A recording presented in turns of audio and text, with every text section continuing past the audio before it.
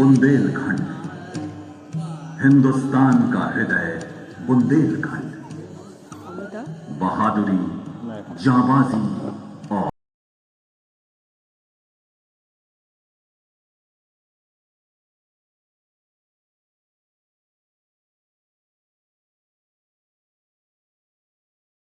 महाराज छत्रसाल, महारानी लक्ष्मीबाई, कवि केशवदास एवं पद्माकर, लेखक वृंदावन लाल वर्मा, हॉकी सम्राट मेजर ध्यानचंद जैसी विभूतियां बुंदेलखंड की ही देन है। उत्तर में यमुना, उत्तर पश्चिम में चंबल, दक्षिण में विंध्याचल और दक्षिण पूर्व में पन्ना और अजयगढ़ से घिरा बुंदेलखंड वर्तमान के उत्तर प्रदेश और मध्य प्रदेश दोनों ही राज्यों का हिस्सा है। विंध्याचल पर्वत श्रृंखला से घिरा ये इलाका एक समय में घने जंगलों और जंगली जानवरों से भरा रहता था। बुंदेली शासक मुगल बादशाहों से अपनी मित्रता के कारण अक्सर यहीं से हाथी जैसा राजसी पशु उन्हें उपहार स्वरूप भेजते थे। सफेद बाघ के लिए प्रसिद्ध रीवा का इलाका भी बुंदेलखंड की सीमा से जुड़ा हुआ है। यहाँ के लोक नृत्य, गीत संगीत, मेले उत्सव, स्थापत्य और शिल्प बुंदेलखंड की संपन्न संस्कृति और कला की वानगी प्रस्तुत करते हैं। हरदौल, छत्रसाल और झांसी की रानी जैसे वीरों की गाथाएं यहाँ के कवियों का प्रिय विषय रही हैं। वीर रस के इन ओजस्वी गीतों की परंपरा की ही महत्वपूर्ण कड़ी है आल्हा।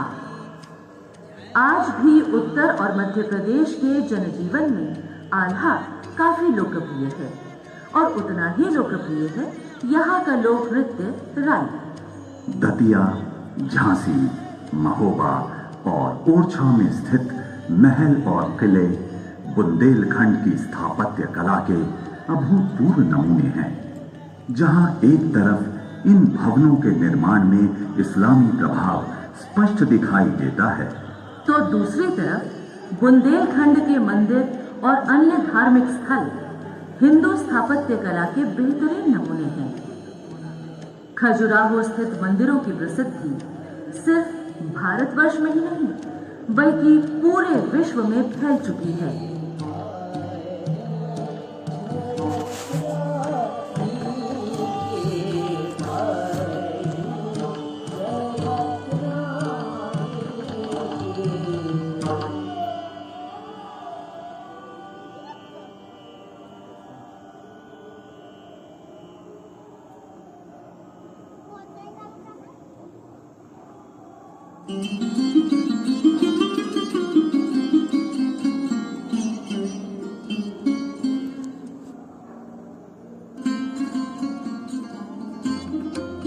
बुंदेलखंड के हृदय ओरछा में स्वागत है आप सबका।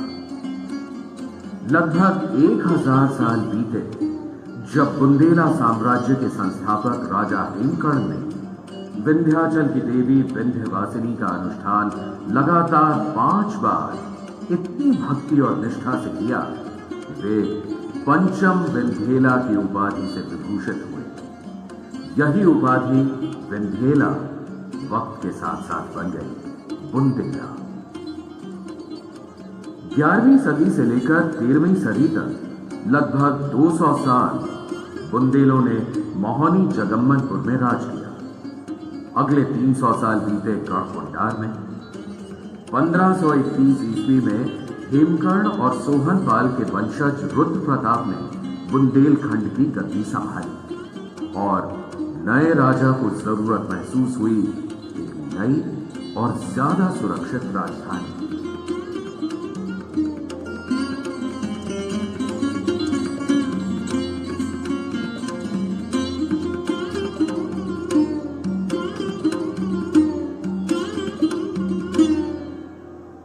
राजा रुद्र प्रताप अपने कुछ विश्वस्त सरदारों के साथ नई राजधानी की तलाश में आ पहुंचे बेतवा नदी के किनारे।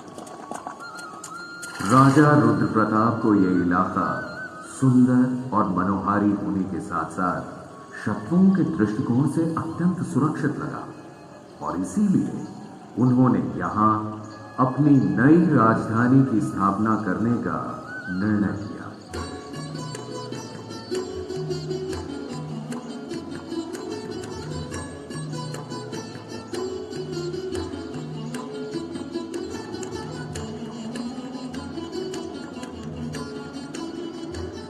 नई राजधानी में जोर शोर से निर्माण कार्य शुरू हुआ।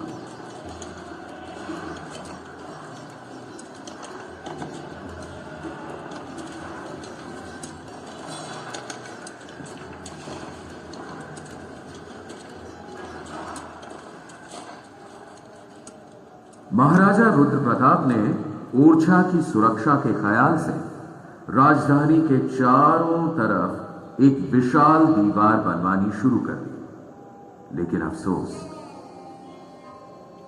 वे स्वयं इन सब को पूरा होता नहीं देख पाए। उसी वर्ष अर्थात सन 1531 में एक दिन जब महाराज रुद्र प्रताप शिकार पर गए हुए थे,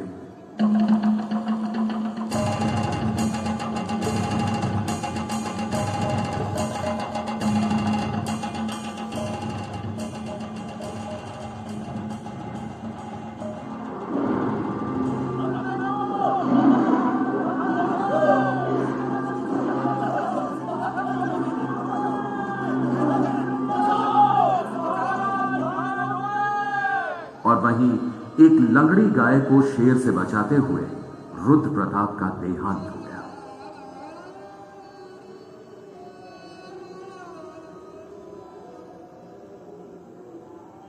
रुद्र प्रताप के देहांत के बाद ओरछा की गद्दी पर बैठे भारती चंद अपने यशस्वी पिता की तरह वे भी अत्यंत वीर और भवन निर्माण के शौकीन थे। उन्होंने ओरछा के चारों ओर 20 किलोमीटर लंबी मजबूत दीवार का निर्माण करवाया और ओरछा का किला पूरा करवाया। इन सभी निर्माण कार्यों में उनके छोटे भाई मधुकर शाह का भरपूर सहयोग रहा।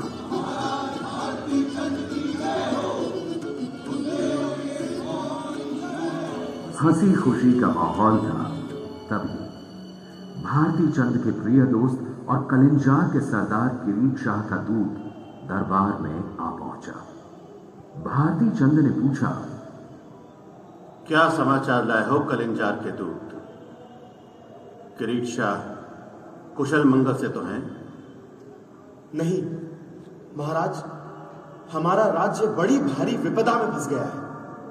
शेर शाह सूरी ने अपनी विशाल सेना के साथ कलिंजार पर आक्रमण कर दिया है। मधुकर शाह, जी महाराज। फौज को तैयार होने का हुक्म दिया जाए। जल्द से जल्द कलिंजार के लिए कूच करना होगा। और मधुकर, इस मुहिम का नेतृत्व करोगे तुम। जो आज्ञा महाराज। मधुकर शाह की जय! मधुकर शाह की जय!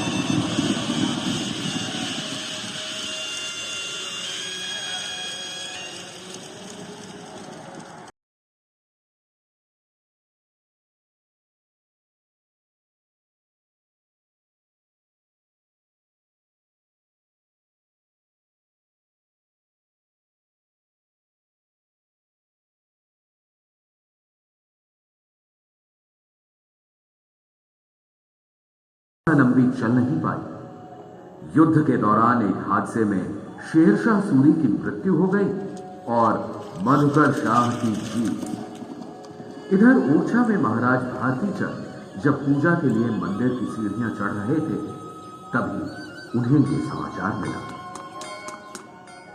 महाराज की जय हो। शुभ समाचार है, युद्ध में हमारी विजय हुई। शेरशाह सूरी मारा गया महाराज।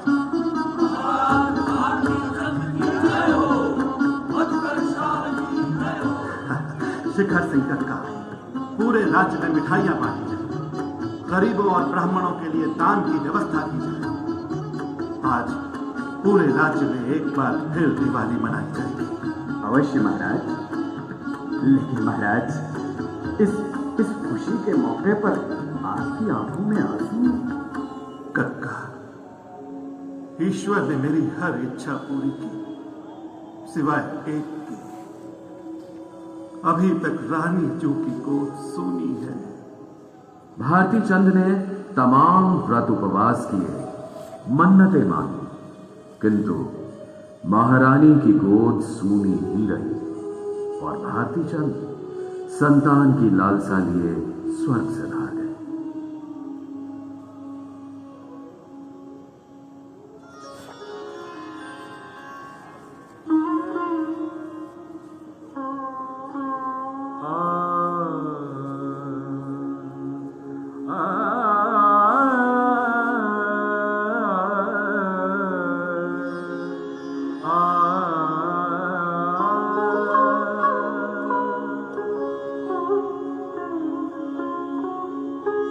बोली ज्यों आए क्यों बोलत नाही ने सो कहा कछु चूक तिहारी।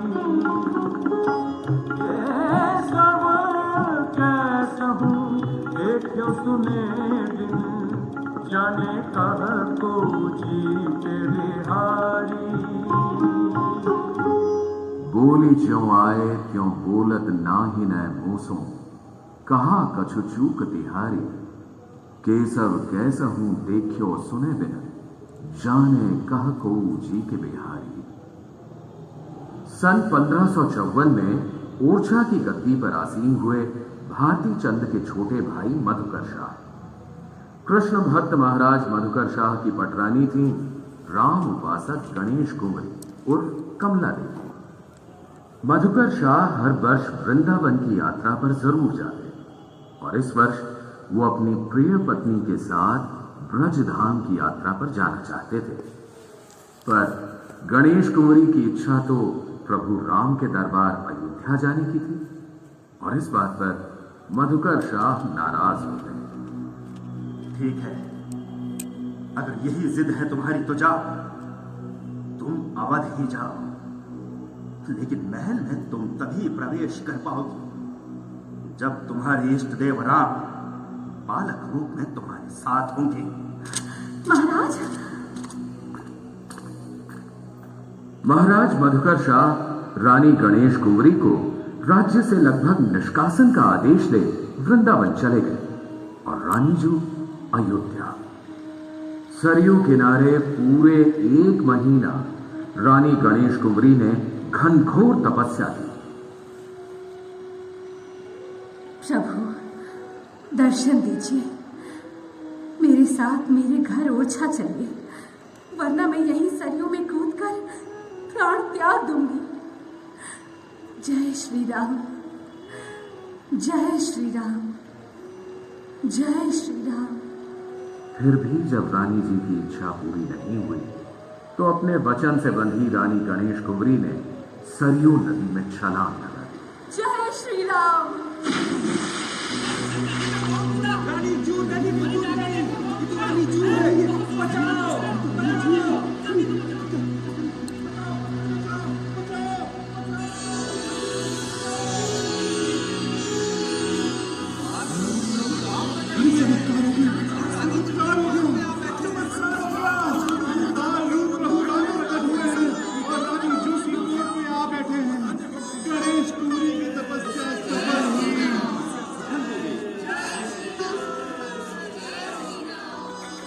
माँ, तुम्हारी तपस्या से अत्यंत प्रसन्न हुए हैं हम। बोलो, क्या चाहती हो? प्रभु, प्रभु, आपको मेरे साथ ओरछा चलना होगा, मेरे सम्मान और भक्ति की रक्षा के लिए। अवश्य चलेंगे माँ, किंतु हमारी भी कुछ शर्तें हैं।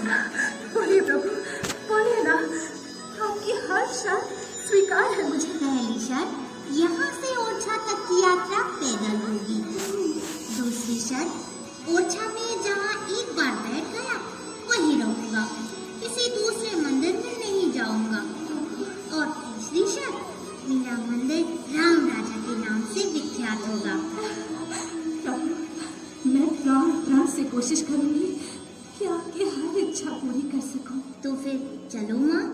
चलिए प्रभु।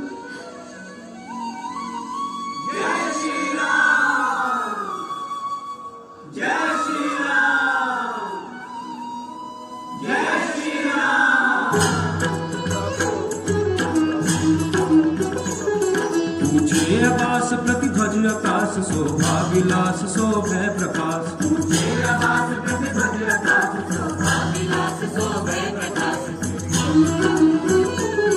अति सुंदर अति साधु निर्दर रहित बल आधु।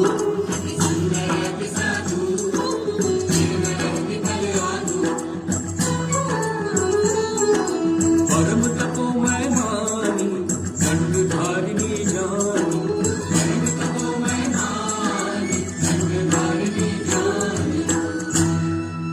जब रानी साहिबा अपने बाल स्वरूप राम की प्रतिमा गोदी में लिए ऊर्जा पहुंची तो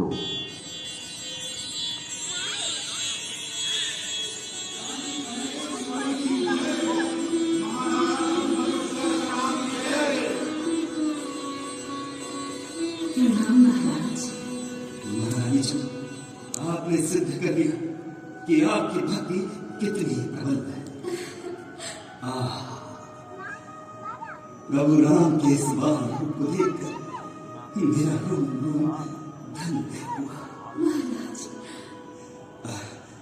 हम प्रभु के लिए मंदिर बना रहे हैं, किंतु उसमें थोड़ा वक्त लगेगा। महारानी जी, तब तक आप प्रतिमा यही पर रखें। मंदिर पूरा होते ही पूरी धूमधाम के साथ इसे वहां पर स्थापित करेंगे।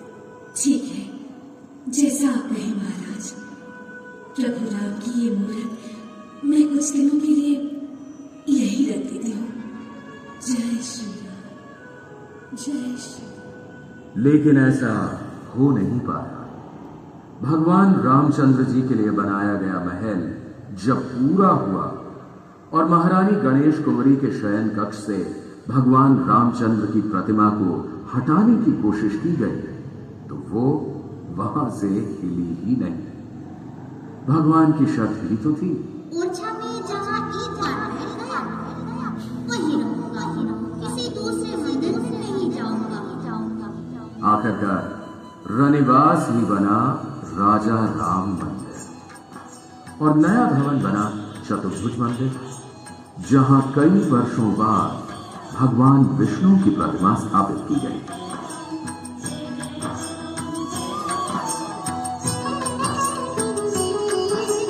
जग व्यापक राजा राम के दो निवास है सार।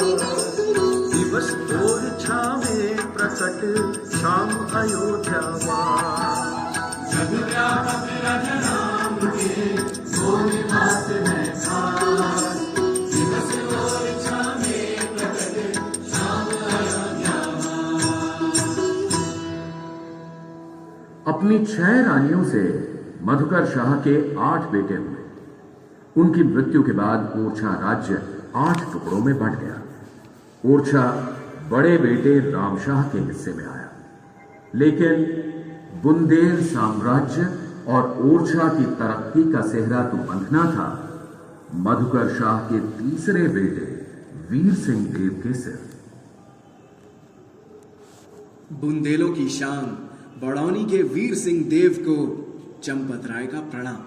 आओ चंपत राय, आओ। क्या समाचार लाए हो दिल्ली का? बादशाह अकबर अभी भी दक्कन में ही है और आपको सबक सिखाने की योजनाएं बना रहे हैं। चंपत राय, 3 बार अकबर और उसके खुशामदी टट्टुओं को धूल चटा दी हमने।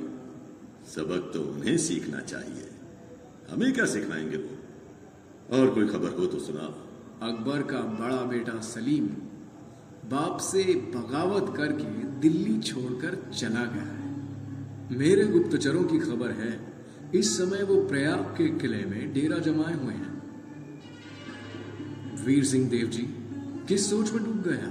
मैं सोच रहा था चंपत राय, क्यों न सलीम की तरफ दोस्ती का हाथ बढ़ाया जाए। देखो, आज नहीं तो कल हिंदुस्तान का बादशाह वही बनेगा। बिल्कुल दुरुस्त फरमाया। अगर इस मुसीबत के समय हम उसका साथ देते हैं तो कल जरूरत के समय वो हमारी मदद करेगा। इसीलिए सोच रहा हूं प्रयाग चलकर सलीम से भेंट की जाए। ऐसा ही हुआ। वीर सिंह देव से दोस्ती की अभिलाषा सलीम के मन में भी थी। उन्होंने इस बुंदेले वीर को कुछ दिन इलाहाबाद में अपना मेहमान बना के रखा।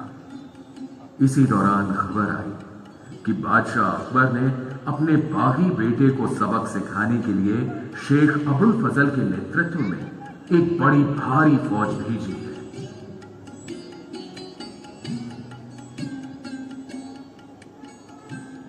शहजादे सलीम, आप चिंता न करें। मुगलिया फौजों से दो वार करने का खूब अनुभव है आपके इस दोस्त को। बुंदेलों की हिम्मत और जाबाजी की हम एक अरसे से कायल हैं वीर सिंह जी। और ये भी मालूम है कितने ही अबुल फजल आ जाए, आप जैसे दोस्तों के रहते वो हमारा बाल भी बांका नहीं कर सकते। अब हमें आज्ञा दीजिए ताकि हम वापस बड़ौनी जाकर युद्ध की तैयारी शुरू करें। मैं आपको वचन देता हूं शहजादे कि आपका दुश्मन अबुल फजल युद्ध भूमि से जिंदा वापस नहीं जा पाएगा।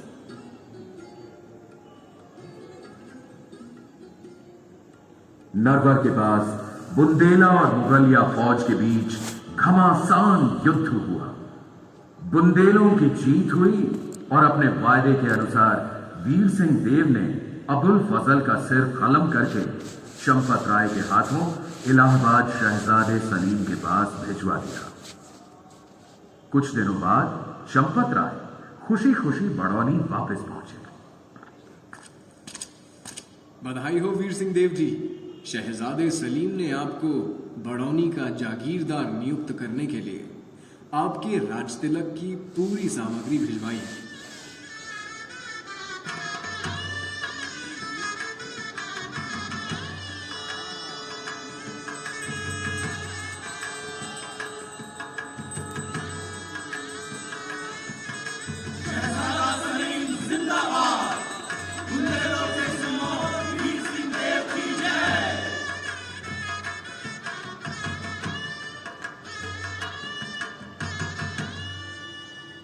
वीर सिंह देव के 7 भाइयों में से एक थे इंद्रजीत सिंह। ये हमेशा वीर सिंह देव के साथ रहे और उनकी गैर हाजिरी में राज्य का कार्यभार भी संभालते थे। अपने पिता और भाई की ही तरह इंद्रजीत सिंह भी कला प्रेमी थे, लेकिन उनकी रुचि का क्षेत्र था गीत संगीत।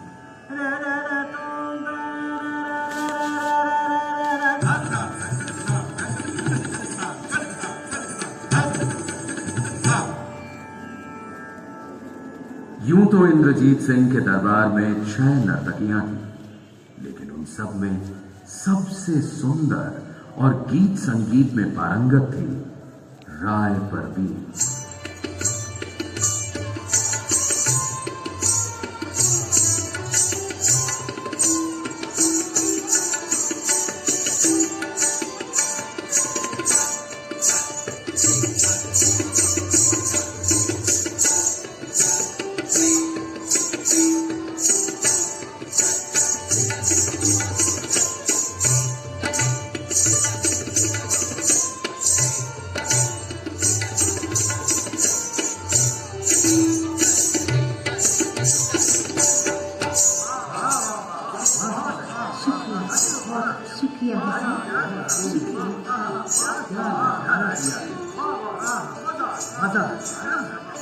इंद्रजीत सिंह जी, आप क्या कहते हैं?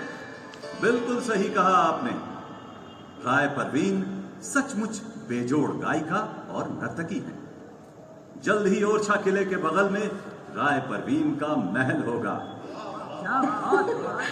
शुक्रिया हुजूर, इनायत है। नहीं, तुम नहीं जानती राय परवीन, तुम्हारी प्रसिद्धि कहां कहां तक पहुंच चुकी है। वो दिन दूर नहीं जब आगरा तक तुम्हारी धूम होगी। ये तो आपकी इनायत है हुजूर।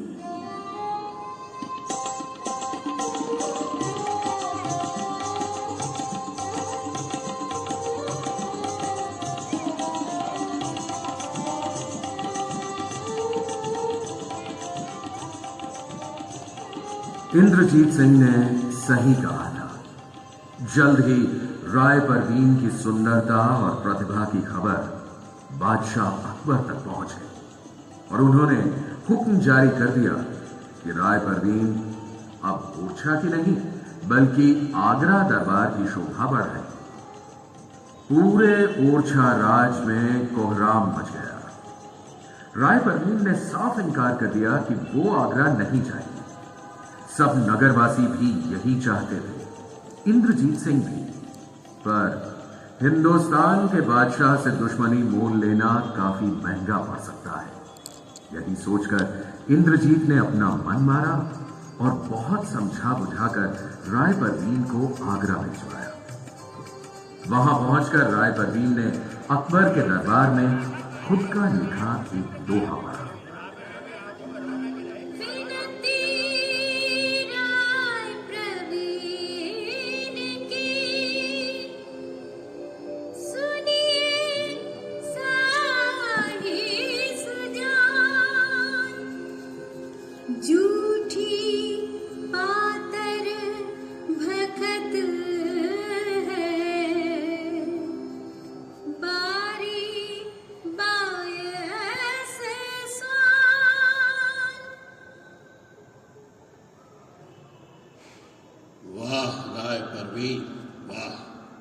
शहंशाह हिंदुस्तान तुम्हारी खूबसूरती से तो मुतासिर हुए।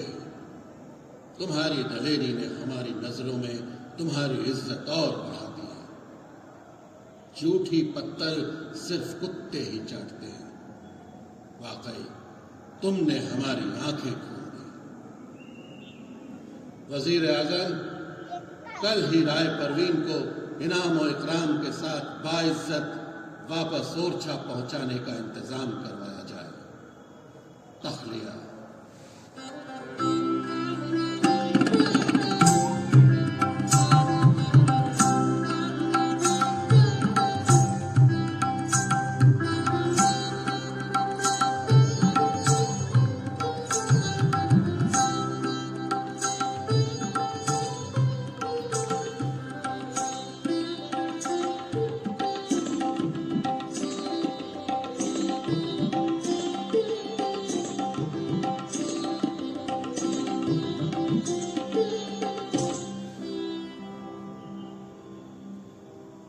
वीर सिंह देव का ओरछा की गद्दी पर बैठने का सपना पूरा हुआ सन 1606 में, जब अकबर की मृत्यु के बाद शहजादा सलीम जहांगीर के नाम से हिंदुस्तान के अगले बादशाह बने।